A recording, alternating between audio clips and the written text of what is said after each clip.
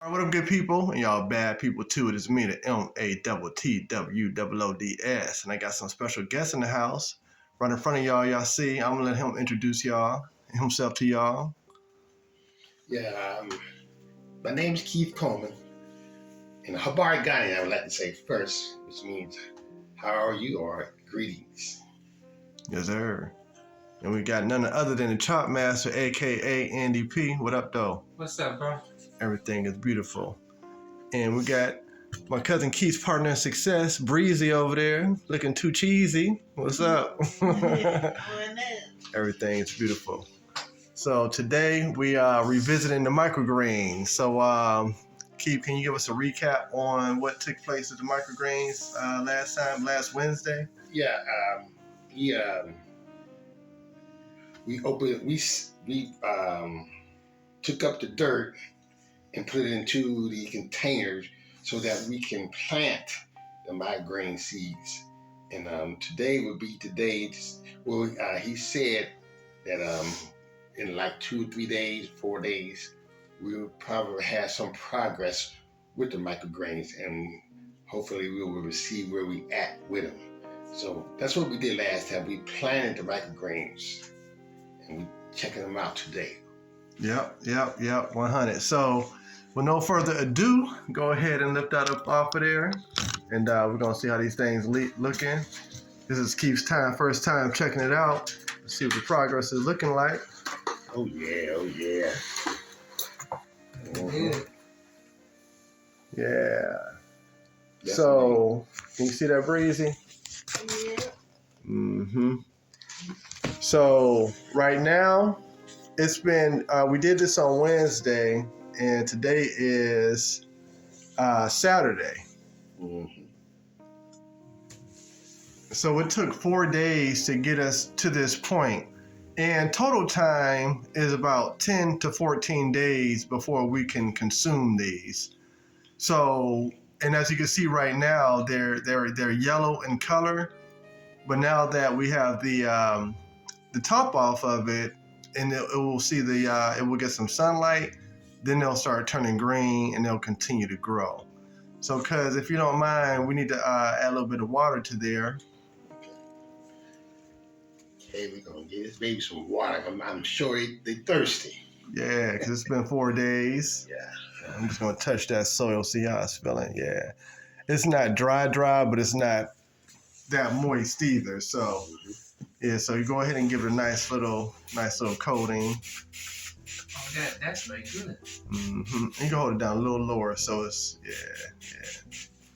You use that for the plants. Mm-hmm.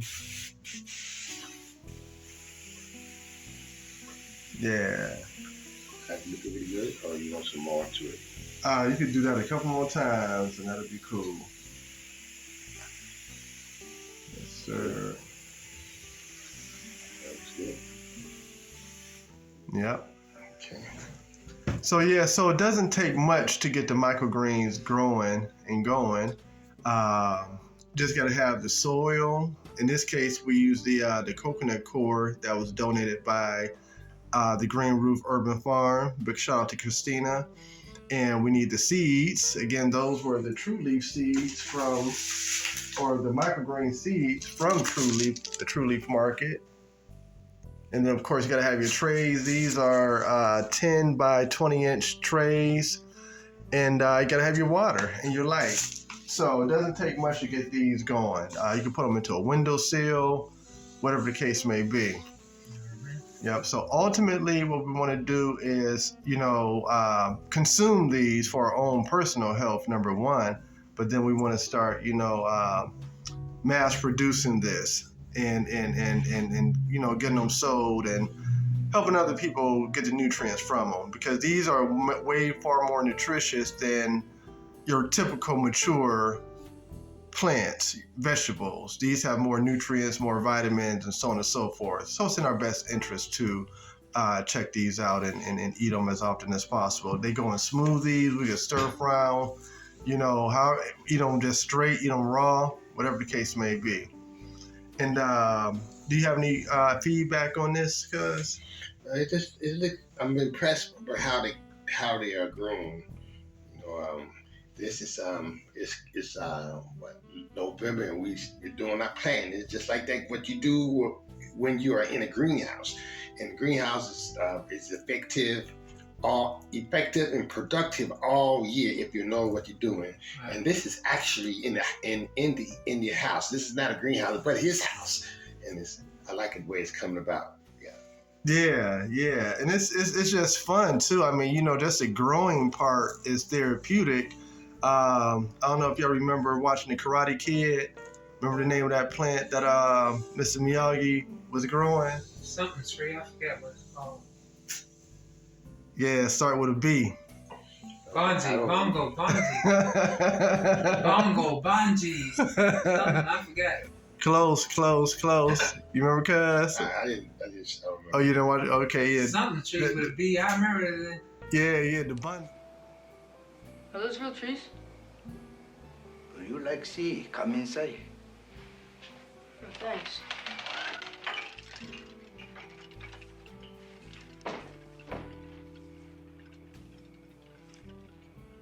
How did they get so small? I train. Clip here, tie there. Where'd you learn how? Japan? Okinawa, Where's that? my country. China here, Japan here, Okinawa here. You go to school for this? Father teach. Yeah, the bonsai. Bonsai, right. Yeah. So that was his thing. And if you think about it, on a lot of the movies, the mastermind, the villain, whatever the case may be, a lot of times they be in their garden, they be trimming roses and saying all kind of stuff because horticulture, it helps you think, it helps you relax.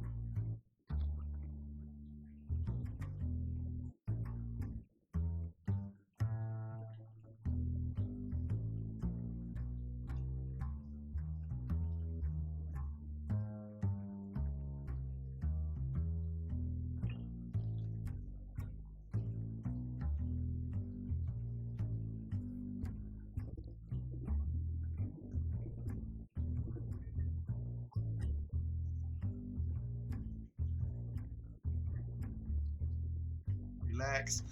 I No. wanted that bonsai tree a real tree. Oh yeah, it definitely is. That's a big hobby.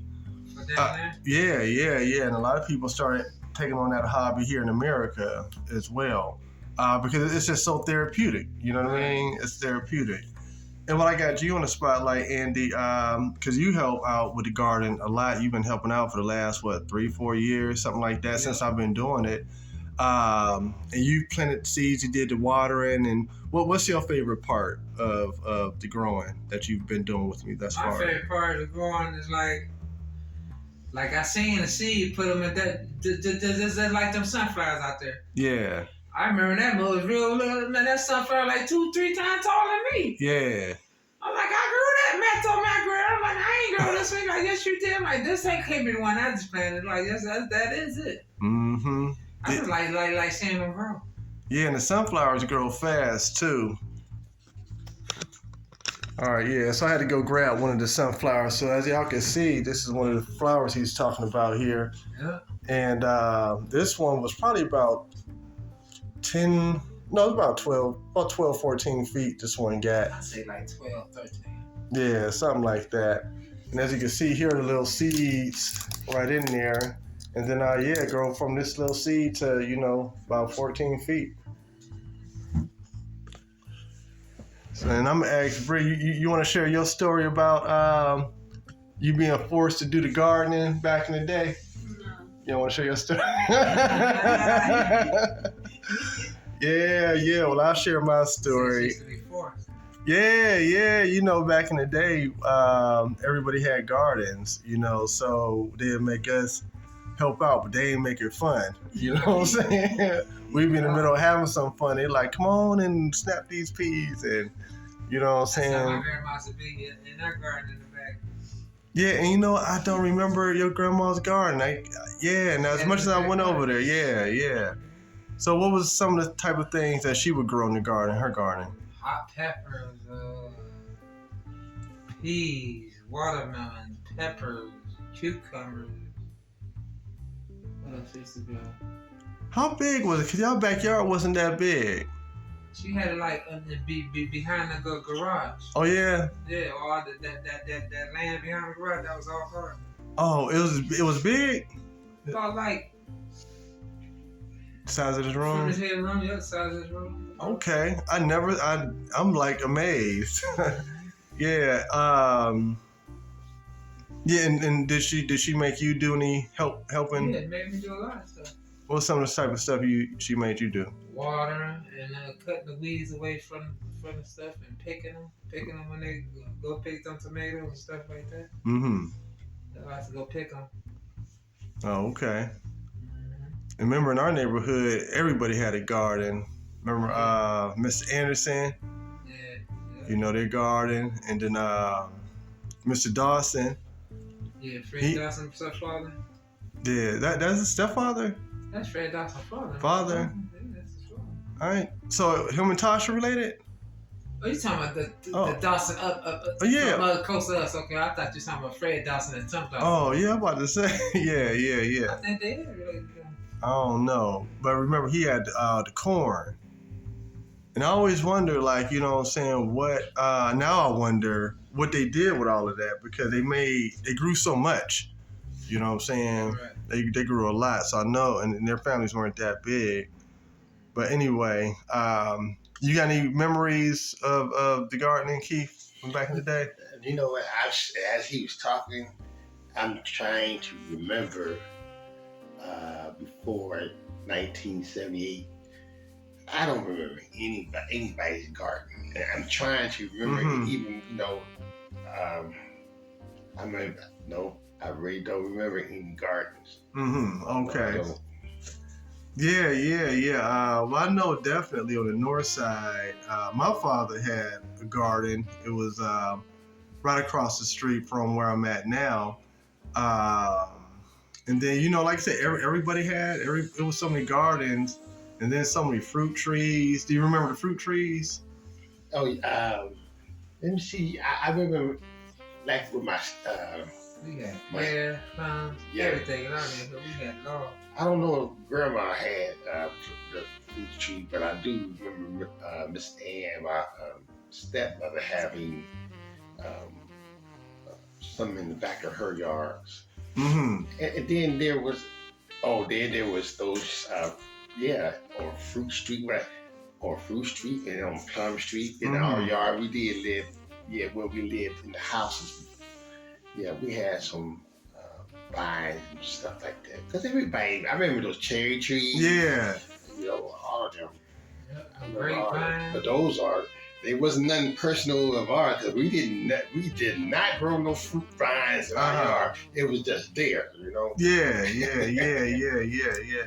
Yeah, I mean, it's just amazing how it used to be with so many fruit trees, like you say, the plums, the peaches, the cherries, the apples, the grapes.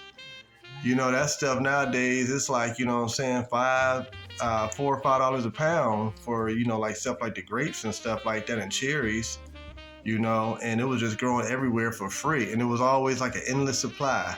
You know what I'm saying? Yeah, in the summertime, you just... Remember that plum tree they had behind that Baptist church, that old white man? Behind what church? On what street? And that Baptist church on Front Street. Oh, no, you know, you asked me about that one before. I don't remember that one. But this old man had a plum tree in his backyard, bro. We used to be back there killing it. He said, get out of my yard, get out of my yard. We'd be back there sneaking in night and everything. Yeah. Good. They were delicious. Juice and everything. Yeah, by my house, we had a plum tree, cherry tree, grapevine, pears, peaches. You know what I'm saying? We had a gang, like about 8, 9 different fruits over in that area. Just have our own little smorgasbord, you know? And that's what's up, y'all. We're trying to, get that back going because the world needs it. The planet needs it. Not only for the sake of just having food, but just, creating those memories for the younger people and helping them be a little bit more healthy, because now they're eating a lot of processed foods, and at a young age, we was able to come up on those fruits and get those nutrients early on in life. But now the young people, they're getting a lot of processed foods early on in life. So what's that going to lead to, Yeah.